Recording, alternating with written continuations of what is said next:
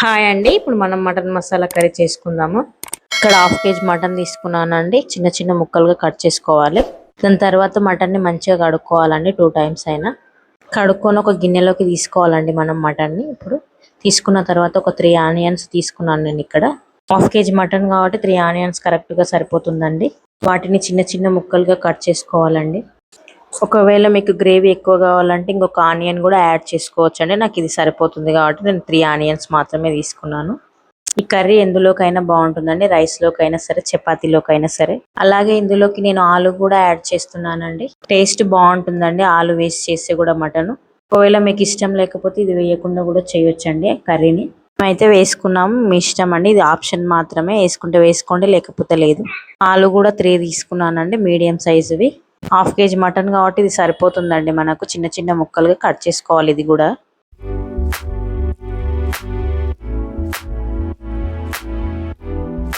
అలాగే అందులోకి 3 టమాటోస్ కూడా తీసుకోవాలండి. ఇవి కూడా చిన్న చిన్న ముక్కలుగా కట్ చేసుకొని మనం పక్కకి పెట్టుకోవాలండి.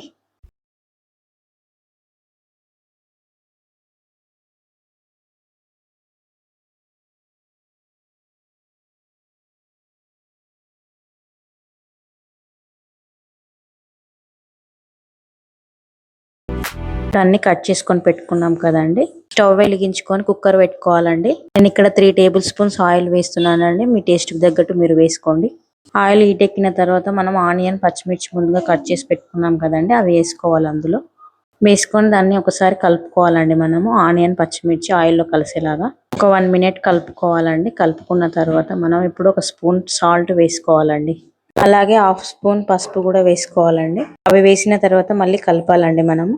1 మినిట్ కలుపుకుంటే సరిపోతుందండి. దాని తర్వాత మనం కరివేపాకును కడుక్కొని అందులోకి వేసుకోవాలండి. అలాగే అందులోకి కొద్దిగంత కొత్తిమీర, పుదీనా కూడా వేసుకోవాలండి. అవి కూడా కలిసేలాగా బాగా కలపాలండి మనం ఒకసారి.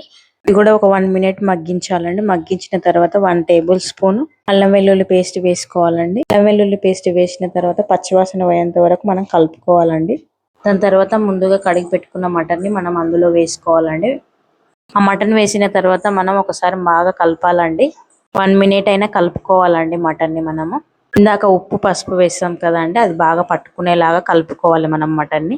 మటన్ని కలిపిన తర్వాత ఇప్పుడు మనం కుక్కర్కి మూత పెట్టుకోవాలండి. నేను ఇక్కడ 4 విజిల్స్ పెట్టుకున్నానండి మటన్కి.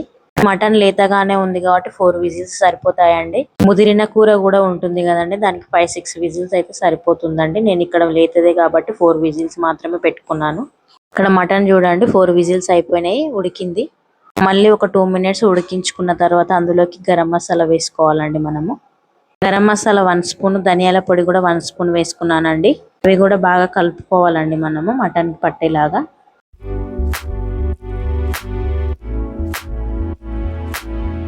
కలుపుకున్న తర్వాత ఒక 5 మినిట్స్ అయినాక కారం వేసుకోవాలండి. నేను ఇక్కడ 3 టేబుల్ స్పూన్స్ వేస్తున్నాను కారము. మా ఇంట్లో పిల్లలు ఉన్నారు కాబట్టి తక్కువనే వేస్తున్నానండి. మీకు ఎక్కువ కావాలంటే ఎక్కువ వేసుకోవచ్చు. కారం వేసుకున్న తర్వాత కూడా ఒకసారి కలుపుకోవాలండి. మనం కలుపుకొని ఒక 5 మినిట్స్ అలాగే మగ్గించుకోవాలి. కర్రీని వంట రాని వాళ్ళు కూడా ఈజీగా చేయొచ్చండి.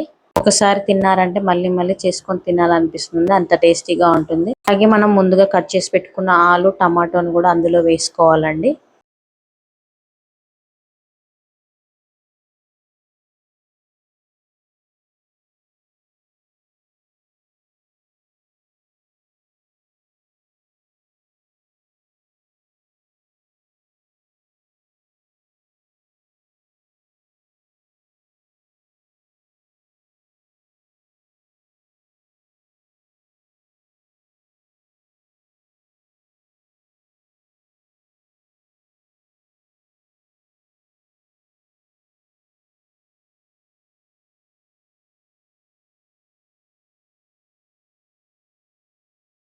మగ్గించాలండి. మగ్గిపోయింది ఇప్పుడు మనకు అది.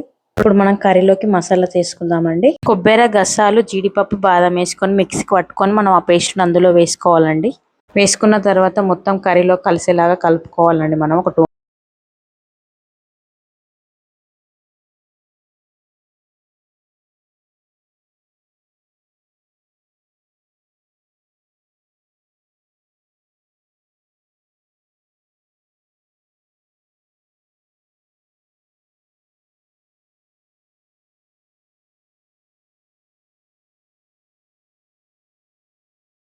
వాటర్ తీసుకుంటున్నానండి నేను.